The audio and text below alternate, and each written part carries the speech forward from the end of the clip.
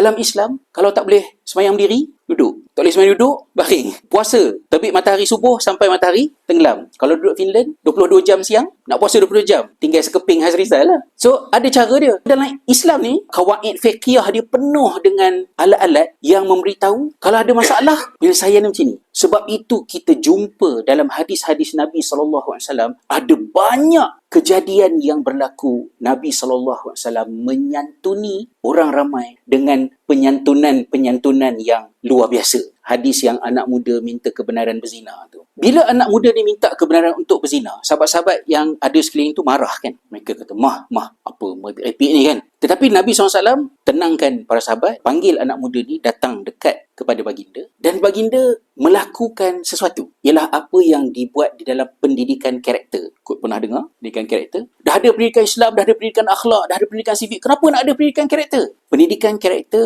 buat yang Nabi SAW buat dalam kes ini, iaitu akhlak tidak terbentuk hanya dengan maklumat, tidak terbentuk hanya dengan arahan, tetapi kita kena cerakinkan dalam otak. Kita kena faham, budak-budak mungkin faham lain dari yang kita faham. So, kita kena ada peruntukan masa untuk dialog dengan budak-budak supaya dia faham kenapa benda ni kena buat dan kenapa benda ni jangan buat. So, dalam kes ni, Nabi tak ada cakap pada anak muda ni, wahai anak muda, jangan makan kambing banyak sangat supaya nafsu tak kuat sangat, tak kena dalam zina kan. Rasulullah tak ada bagi pesanan macam tu. Nasihat tu tak ada kena-mena langsung dengan nafsu. Baginda kata, kalau kamu minta kebenaran berzina, aku berikan kebenaran pada kamu. So, kalau orang lain nak berzina, aku kena berikan kebenaran kepada orang lain juga. So, kalau ada orang nak berzina dengan mak kamu, kamu bagi. Kalau ada orang nak berzina dengan ni, kau bagi. Oh, tak boleh. Benda yang dibuat oleh Nabi SAW ni ialah benda yang saya tak kata anak muda ni autistik ya, tetapi model ini ialah model yang sangat mesra budak-budak autism. Sebab budak-budak autistik, dia tidak boleh memikirkan fikiran dan perasaan orang. Jadi kalau cikgu sekolah kata,